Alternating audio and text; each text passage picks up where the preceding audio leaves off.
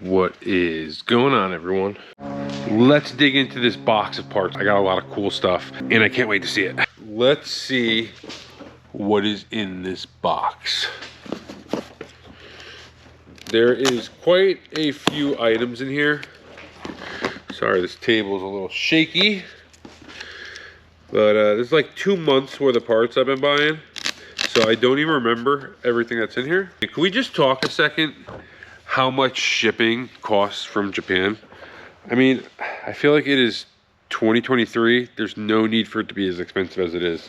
I get it, it's a decent sized box, but it's really not that big. And it's not that heavy either. I can pick it up with one hand, obviously. And we're talking like $330 to send this. So, can we do something about these shipping prices? That's ridiculous. It did get here in a day and a half, but it's still, I'll wait 2 weeks. I don't care. For, you know, even if it was $150, like, I feel like that's reasonable. $330, $335, whatever it costs, that is not reasonable. And the thing with those companies too is you don't know how much shipping is going to cost until you go to ship it.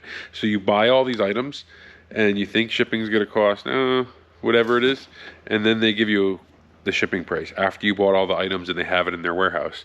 So there's like, obviously I'm in Facebook groups, and on the Beat group, actually the Honda Beat group, somebody just bought a trunk and they paid like $70 for the trunk.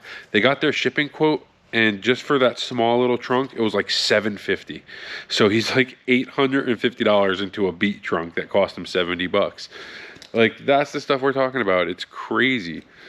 There's got to be a cheaper way. Containers are the cheaper way. And finally, I heard that containers are starting to come back. So that is the way to go. You know, I would love to get a container with a couple people and just fill it to the brim with parts and motorcycles. But let's see what we got in here. All right, our first item is a new JDM cluster for my BMW. Because I fucked around and found out, taking apart the cluster, I fucked it up. I've ran out of gas twice now because I broke my gas gauge on my cluster when I took it apart and tried mixing an M3 cluster and my non-M cluster. I tried putting two of them together, and yeah, it didn't work out.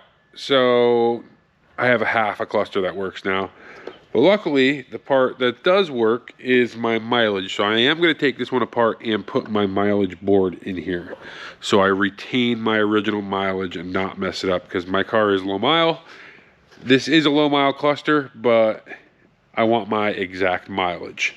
So I am going to put that circuit board in here, but that's it. I'm not touching anything else. But that is our first item, a JDM E36 cluster. Our second item is two S14 SR20 coil pack covers. These are extremely hard to find in the US. They don't pop up. One is nicer than the other one. So I'll obviously keep the nice clean one for my car, and I might get rid of this one or hold on to it. I know Jimmy needs one. But yeah, two coil covers. They were too cheap not to buy, and they're extremely hard to find. So that's why I bought two of them. Gonna keep these in the bag for the time being, but these are S14 both side front ABS sensors. They also work on a Y33. If you guys remember, I needed Y33 ABS sensor for my S15 knuckles. So here they are. I only need one of them, but I got two of them because brand new, these are around $400 each, and they only make OEM. And I think I paid $14 for the pair. So I scooped them up. These are a little bit difficult to get out of the bag. Oh, and we got another bag inside of the bag. S14 checkered mats in gray.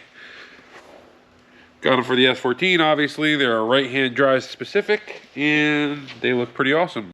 I don't even remember buying this, but I'm glad I did. We have a old Nismo old logo horn button, and you could tell it's vintage too. This thing is old and it looks awesome. So nice little score. Glad I picked that up. I don't remember picking it up, but I must have. All right, these are awkward to hold up. These are Pajero Mini floor mats. If you guys also remember, my Mini did not come with floor mats. Someone swiped them before it got shipped out. So I needed a set. I paid like $10 for these, but they're kind of heavy. So that is one reason why the shipping costs so much. Blame them on the floor mat. And another thing that is extremely heavy, I didn't pay much for each one, but these are all different Japanese car magazines. I'm going to open them up and show you each one. I kind of collect car magazines, Japanese ones, that show all the old cool parts and everything. I have quite a few of them, but considering how much the shipping cost and how heavy these magazines actually are, I did get a lot of them. Considering how heavy these actually are, I might think twice about buying so many at a time. But let's open them up and check out which ones we got. I got some cool ones. These are awesome, guys.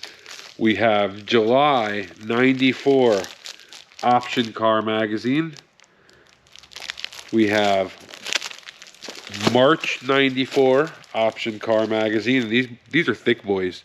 There's a lot in here. A lot in here. And then we have December of 93 Option 2 with the Roadster with the Option 2 sticker on the front. Super period correct. That's the first stack. And then the next stack we have a S14 Sylvia Option magazine. Not factory, but it's just a bunch of aftermarket parts, I'm assuming, for the Sylvia. It's called Motor Fan. Can't wait to go through it. Then we have a Hyper Rev E36 magazine. These magazines, these Hyper Rev magazines, showcase like all the aftermarket parts and everything that's available. Cool stuff that's available, not everything, for the E36 platform.